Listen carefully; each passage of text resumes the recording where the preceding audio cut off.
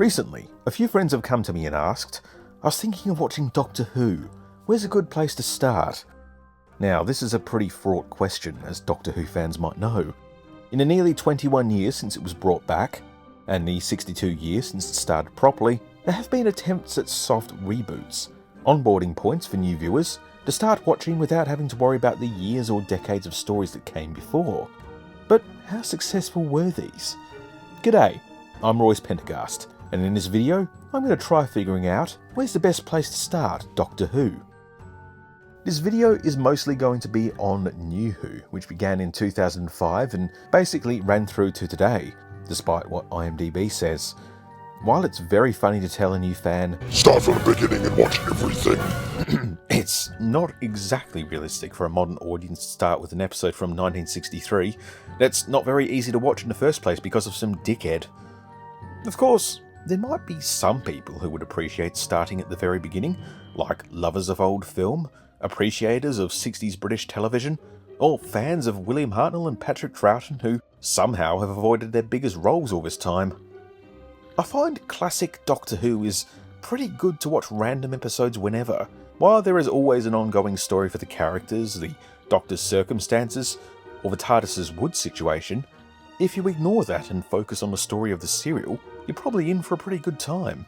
In fact, it's a pretty good approach to take for New Who too. Show someone Dalek or The Haunting of Villa Diodati, Under the Lake, Amy's Choice. Just boot up Stan and load in. Where's Doctor Who? Where the fuck is Doctor Who? Motherfucker, what the fuck? Motherfucker, what the fuck?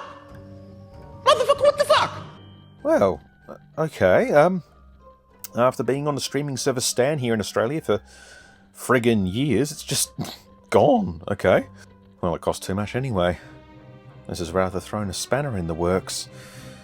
Well, I was going to say, Series 1 of Eccleston is good, dated but with strong character work. 2 with Tennant and Rose relies a lot on the character from Series 1. Series 3 with the intro of Martha is a good place to start, with the trauma of Series 2 adding to the Doctor's character. 4 with Donna relies a lot on Series 3's character development. 5 with Smith as 11 is a clean break, and even if I don't like Amy Pond as much, still a strong opener. Clara's introduction comes in the middle of Pond life, and not in many episodes I should say. Capaldi as 12 relies on Smith's time to make sense. Also, the Paternoster gang never appear on TV again after this first episode, which would create the false impression they'd be around more. Series 10 with Bill boldly proclaims itself to be the pilot, while it's a bit dour and reliant on previous series. Series 11 with Jodie Whittaker is also a better point to start, with a serious visual overhaul, even if the character writing is a bit troubling. I suppose you'll be blaming this on the dyspraxia as well. Can't ride a bike, started an alien invasion. Tennant as 14 is so reliant on 2008, and Ncuti's beginning is very silly and maybe off-putting, but mostly looks good.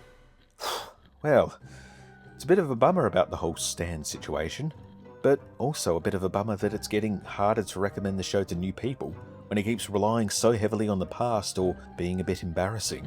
But isn't that what Doctor Who is? Well, it isn't always. I just wish some new writer, or the writer who did so well the first time, made a clean starting point for new viewers. Sack Russell T Davies. But when it comes to starting the show fresh, my best bet would be Series 1, Series 3, Series 5, Series 8, Series 10, Series 11, and Series 14. Let me know what you think, and thanks for watching. Au reservoir, as they say in Tilling.